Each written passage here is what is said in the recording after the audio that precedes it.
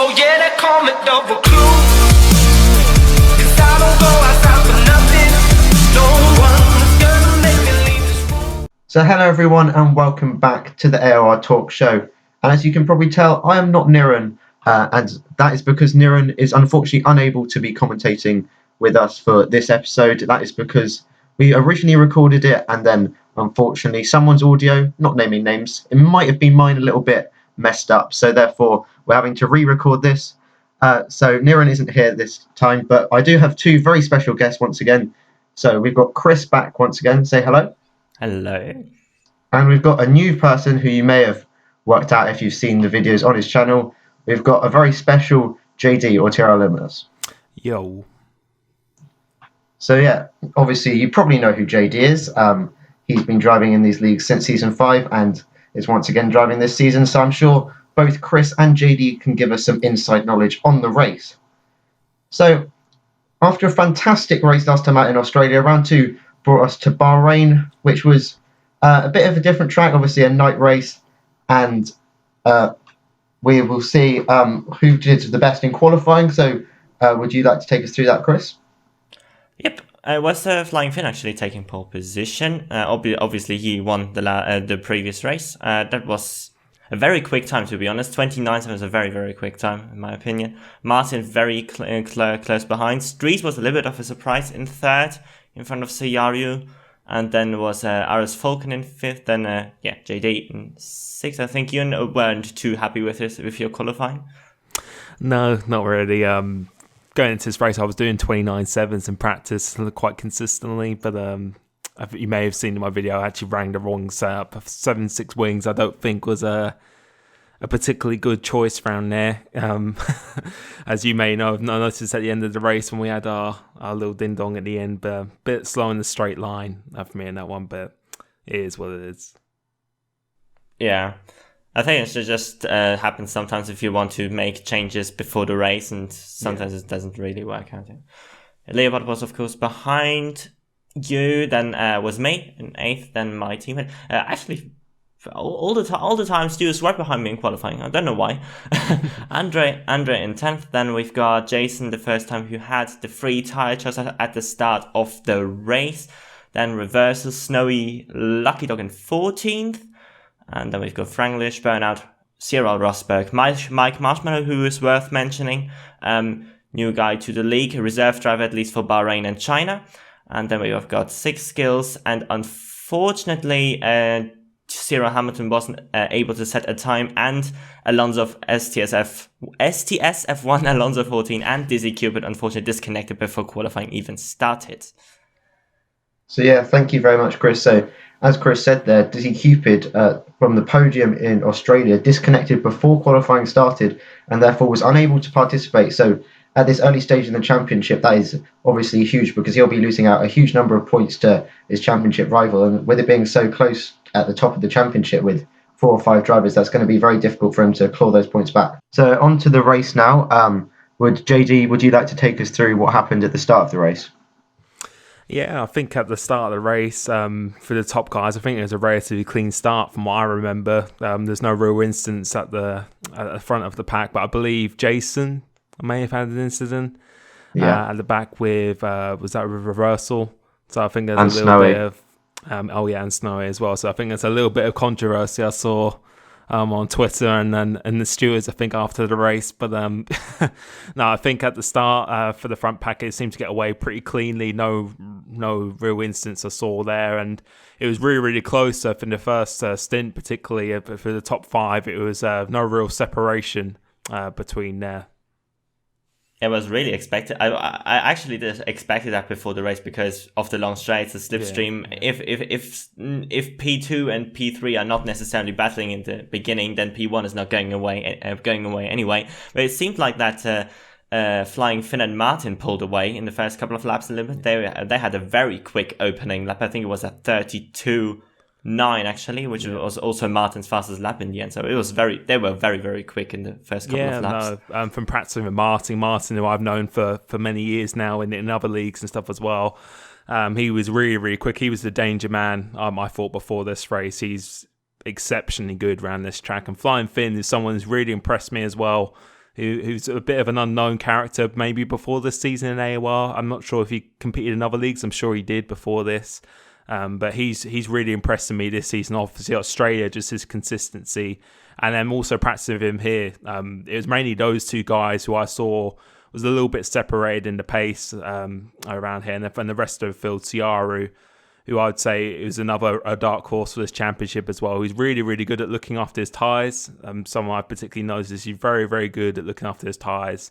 And for me, for myself, I was quite confident coming into this race, but actually made a little bit of a setup change beforehand, which didn't really work out that great when you're by yourself on the straights. But the rest of the field, as you said, the top two managed to get away a little bit, and it was myself, Ciaru, and I think you were Wycombe's in there. You were also with us as well for the first stint as well.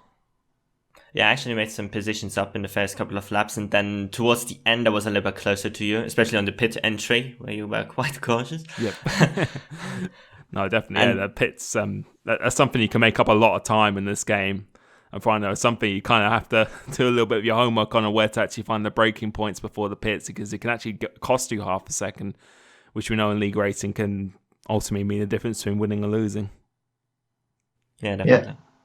Yeah. So then, as JD mentioned, TRL Martin and the Flying Finn were getting quite far away from the pack because JD, CRU, and I think Strees were battling over third with Wycombe's not far behind.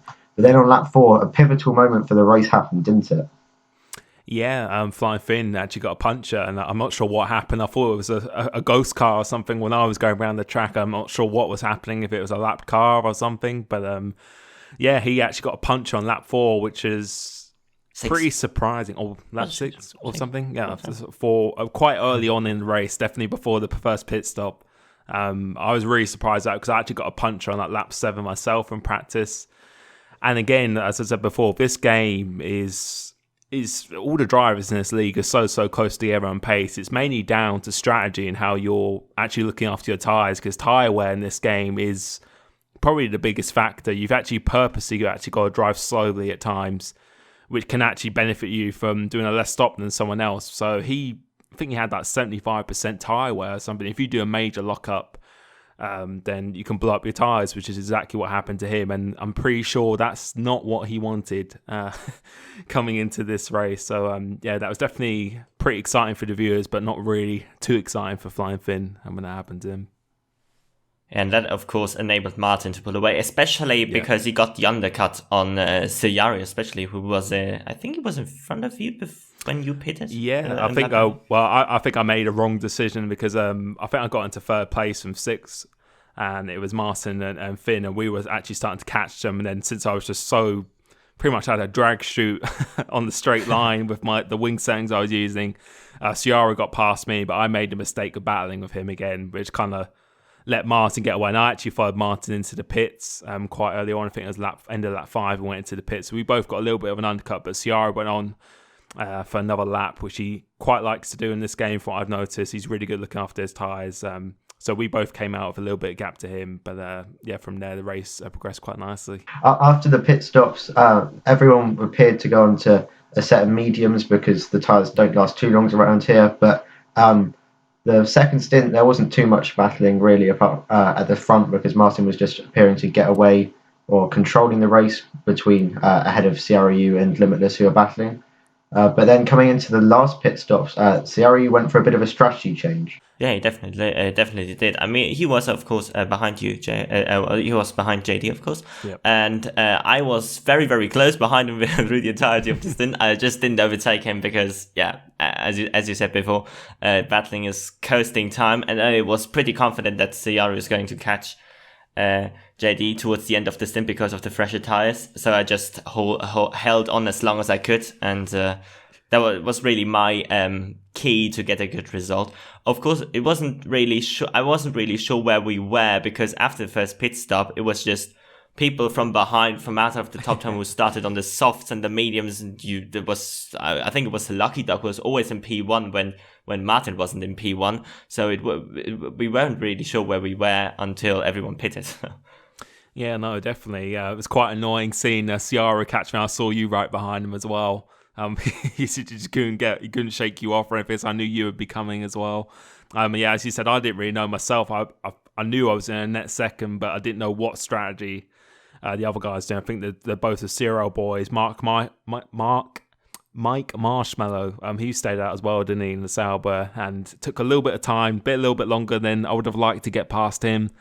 But he's a really good driver. He's a really good fighter. But the strategies on this game, especially with the 3 different tyre compounds you have on this, it's like a Top Gear episode. You have no idea what's going to happen until you all meet in the middle at the end, pretty much. So no, it was definitely almost as exciting race as the Australia race for sure. Yeah, so then at the last pit stop, Martin once again went for a set of mediums, but Ciara tried to change it up a bit, and I believe he went for a set of softs and then started chasing Martin down in the last stint. Is that correct? Yeah, that's what happened. He had the fresher tyres. He managed to get past me, and just before my last pit stop, pulled a little bit of a gap before then. And I think Martin pitted a lap before me because he's in the lead. He just wanted to get an undercut, just so he was safe from danger, pretty much, which is quite a smart move by him. And then Ciara, I think I pitted a lap after Martin, and then Ciara a lap after me. But when he came out of the pits, he came out just in front of me on the soft tyre, and the soft tyre, the medium tyre.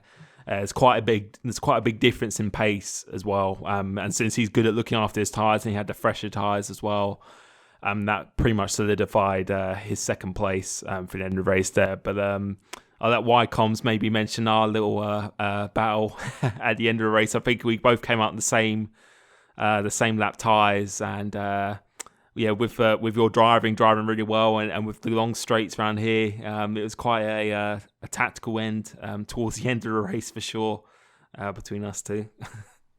Yeah, definitely it was. I was on plus 1 laps of fuel before I went. I pretty much had to overtake you on the straight on the penultimate lap. There was really not any option to not go alongside. But I pretty much parked it on the town one. The lead mix pretty much just stopped my car because I knew you just get me on the last lap otherwise. So yeah, I think we could have battled it out. Looking at it back, we could have battled it out because we didn't have a chance to get P2. Stu was very very far behind us anyway. Yeah. So we could have battled it out, but I of course the increased risk of crashing would have been involved as well. So I think in the end I didn't really care losing that position on the final lap again.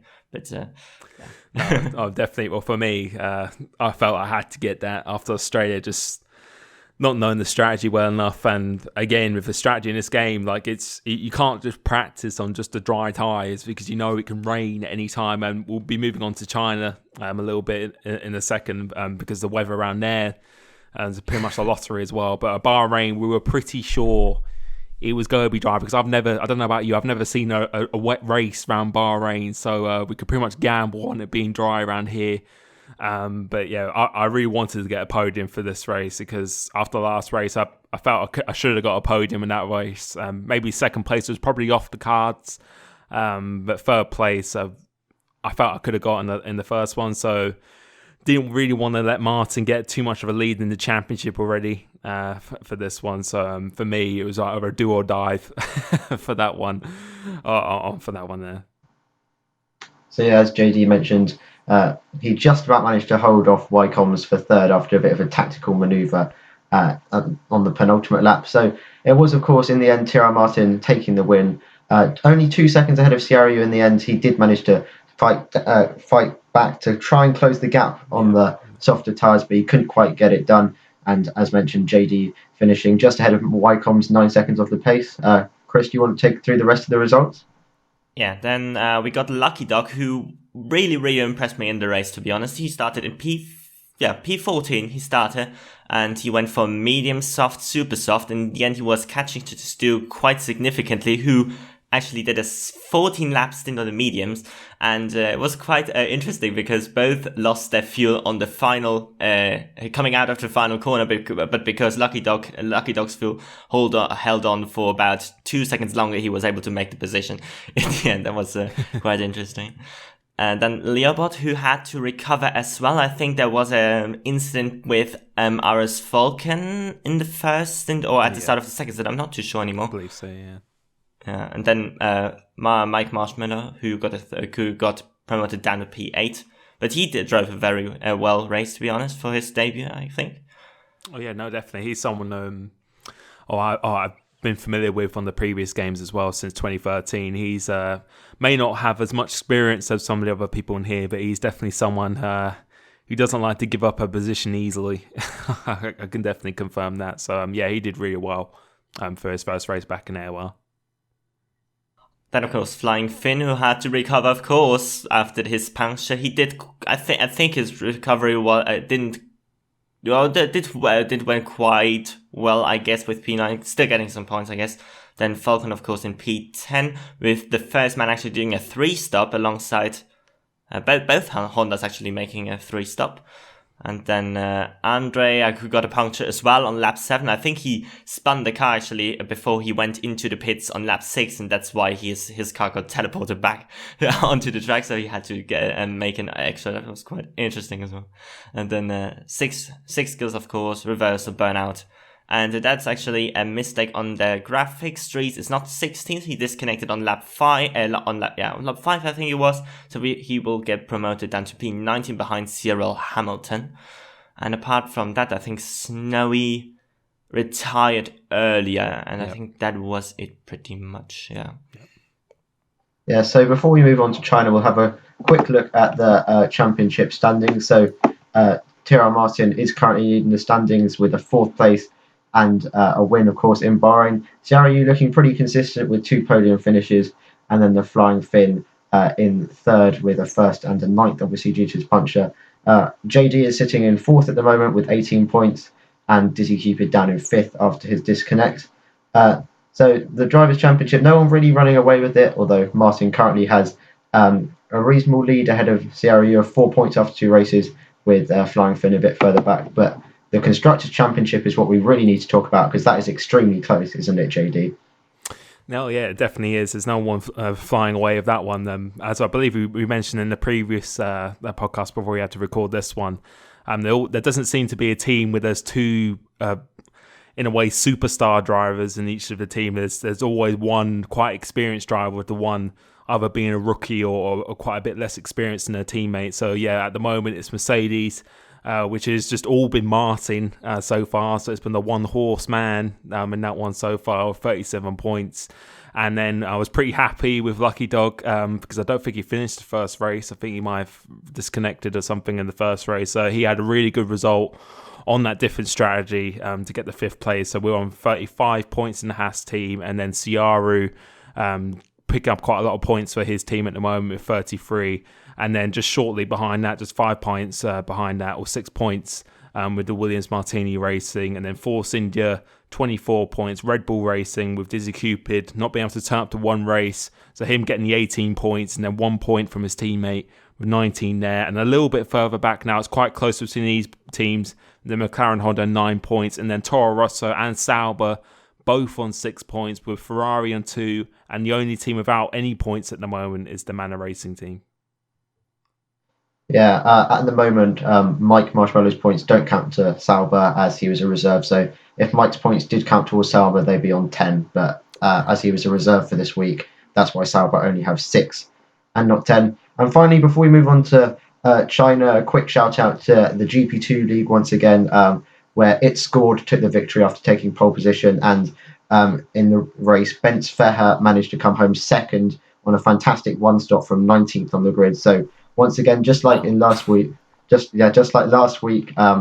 where Big C managed to win from 12th on the grid, Bence Feher manages to come right from the back of the grid on a one stop to come home second. So the one stop seeming to be quite a good strategy in GP2, although I doubt that will be the case in China, because obviously the tyre wear around there is absolutely ridiculous, isn't it, JD?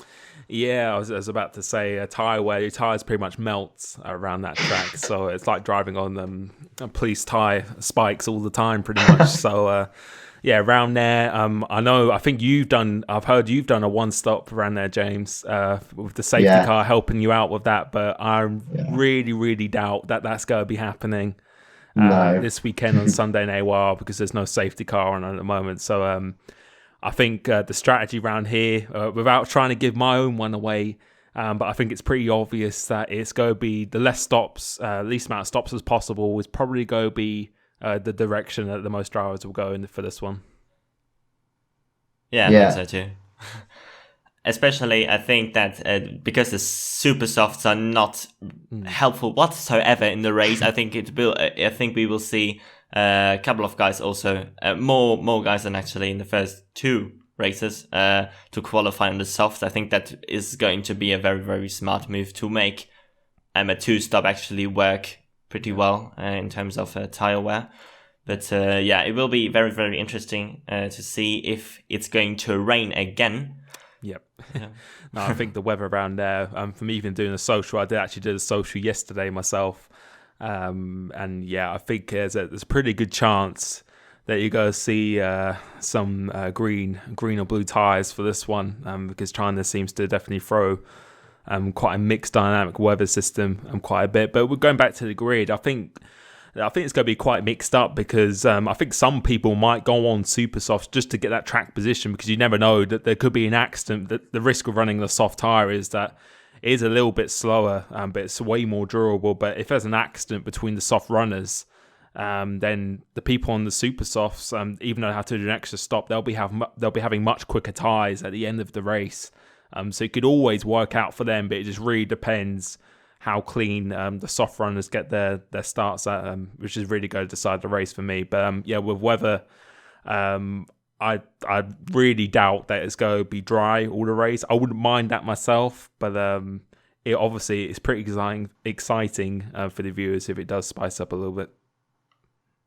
Yeah, so as JD said, he thinks a lot of people will be qualifying on the soft tyres. So if you do qualify on the soft tyres, what would you say the strategy is? Soft, medium, soft, or soft, medium, medium? It depends. It depends how hard you really want to push the tyres and stuff. I know some people, like Spira, for example, he likes to drive pretty slow in the first stint. He really likes to look after his tyres. And if you drive that way, then you could go on a soft or medium again. But for someone mainly like me, or I know other drivers, we like to look after the tyres but still want to go quite quick. So maybe I would say for me, probably it'd be a soft, medium, because the medium tyre is still really good. It's not that much slower than the soft tyre, but it's about 3 to 4 more. That's more durable. So it just really gives you that safety net for the end of the race, just to avoid a puncture, which we've seen already for the Flying Fin. That's pretty easy to do. So I'd say probably a soft, medium, just so you could push on the mediums pretty much all the time. But with the soft tyre, it will be maybe half a second lap quicker for the first 4 to 5 laps, but then after that it really will diminish, and you really got to watch out for not getting a puncture. But it depends how much risk you want to take, really. So I think you'll see a lot of drivers doing a mix between the two, really, for this race. Would you agree with that, Chris? Yeah, definitely. So before we get into our predictions for the race, we'll have a look at the previous results from previous seasons in China. So in season 11, we didn't actually race here, so there's no Dizzy Cupid victory on the graphics this time. In season 10, it was Tyrrell Martin who took the win after undercutting JD on that day. I'm sure you remember that. I remember that. I definitely remember that. Season 9, it was our very own Limitless who won the race. And in season 8, Matty G won the race, with Noble winning in season 7. So it could be very much decided on strategy, especially if it becomes wet and someone picks the right time to change onto the inters or the wets, as we saw in Australia. Oh, no, definitely. I think it's pretty much going to be like a game of chess, really, for this race, because there's a lot of drivers, pretty much a lot of the drivers are all on a similar pace. Throughout, they're going to be on a similar pace for most races throughout this season. So for here, exactly like he said, it's just knowing when to pit, really. And if you've got a bit of a lead, then you could always go for an undercut just to give you even more of that safety net. It just depends how you look after your tyres. But from racing in intermediates here yesterday, I find it a lot harder than it was around Australia, especially locking up. That's a pretty big problem around here, especially at the end of the straight with the pretty much 90-degree corner. That's a really, really difficult place to stop the car. And changing onto the dry tyres and intermediates, it's not really that clear because the temperature seems to stay the same throughout the tyres. So I think the people who go do well, I think you go have your usual suspects really for the top 5 or 6. But there could always be a surprise result, and whoever wins out of that top 5, I think it's just whoever's the most consistent and just nails the strategy to pit on the right lap at the right time. All right, so that brings us nicely onto the predictions for the race. So JD's predicting that whoever is the most consistent will win. So Wycombs, who do you think will be that most consistent driver? It's hard to say. So my predictions weren't really good this season so far. No one's got anyone right so far. I think. Oh God, it's hard to say. I think it will be. I think Spira will have a very, very good shot, better even than Bahrain because of because of his very good tire wear. And other than that, I think one of the TRL boys definitely in for a win as well, or Dizzy Cupid. I'll go with Dizzy Cupid this time. All right, interesting. Wycomb's going for Dizzy Cupid after, of course, his absence in Bahrain due to his connection. JD, who are you going to go for? Oh, well, I'll try and not be as biased as possible. I'll try and take myself out of it as much as possible, but I'm feeling pretty good around there. It's a track I've done well at in the past. I think being in second for the most of the previous seasons, or top 2 at least, for that win after season 9. So I'm hoping to do well around there. I agree with Wycombs. I think Dizzy Cupid, I think he's really got to bounce back this race and pretty much got nothing to lose because he's already had a disconnection. So he can't afford to really be outside the podium for this one. He's really got to push himself to try and win this race. And I know Martin, I know it's not his favourite track. It's not one of his particular best, but I'm always expect him to do really well. And of course, Ciari, as I said, he's very good at looking after the tyre wear. In terms of pace, I think there's going to be guys who can challenge him and can go slightly quicker. So it's really just open because I think most of the guys are on the same strategy. You're not really wanting to be battling with each other quite a bit throughout this race because that will just fry your tyres. So I think whoever just gets that gap out of those few people and just gets out the DRS chain, and hopefully the guys behind start battling, I think is going to win the race this weekend. All right, so JD's trying to keep it very open there and not actually saying a name for whoever's going to win. So we'll leave it for that. I'm going to go for Ciara is going to win. I reckon his superior tyre management is going to get him the win this week. But do you think it's possible to see someone maybe doing sort of what Lucky Dog did in Bahrain, coming from starting outside the top 10 on a fresh set of medium or sort of softs, maybe getting up to the podium? That's what I was going to say as well, because the fresher tyres is, if you qualify outside the top 10, it's not an actual bad thing, because having that fresher tyres is a pretty significant advantage you can have as long as you can keep it under control. Then starting on even starting on the mediums, it wouldn't even be a bad call if you did 2 mediums and a soft at the end. With the lower fuel with the soft at the end, it'll probably be almost a second of that quicker. So it just depends really. Just depends where you are on track, on what battles you are that you're in. But I think it's going to be the top 5 is going to be similar to what it was like around Australia. I was expected to be that kind of similar top 5 in any order really. I think because it's quite hard to overtake. It's quite easy to overtake actually, but just quite hard to actually get away from people around here, especially with a long back straight, which is one of the longest in F1, and with the 2 DRS zones as well. It's going to be quite a challenge. But yeah, I'm really looking forward to talking about it after the race, but hopefully it should be fun during the race as well. Yeah, I'm sure it'll be a very exciting race. Obviously, unfortunately, due to my audio, this will be going out on Sunday, so on the same day as the race. So hopefully you are able to watch this before the race. So I'll give a few notices. So once again, just like the first 2 races, Jason97F1 is streaming the race live from his POV on twitch.tv/Jason97F1. And of course, if you didn't know already, the official highlights are back this season on AOR Fizzy's YouTube channel. Australia highlights went up last Saturday, and by the time this is up, the Bahrain highlights might have been uploaded. Chris? Most likely, yes. Good. Although, yeah, I think definitely before the race. Yeah. Okay, so that's good. So you can check those out if you want to see the actual action that happened in the race. But thanks for watching once again, guys. I'm sorry that we're a bit late with the upload and that Niran wasn't here. Hopefully I did a reasonable job for you guys, and remember to subscribe or check out everyone's channel who's involved in the talk show. I'm not sure I can name everyone, but I'll give it a go. So, of course, Fizzy, Ryan, Pepper, of course, who runs the talk show, Niran, although you're probably watching this on Niran's channel, obviously JD and Chris, of course, and Daniel and Shane on the PS4 side. So I hope you enjoy this once again. We'll see you next week where we'll be reviewing China and previewing Russia, I think. And so Russia, reviewing China and previewing Russia next week. So thanks again for watching, guys. I really hope you did enjoy. Remember to leave a like if you did. Goodbye.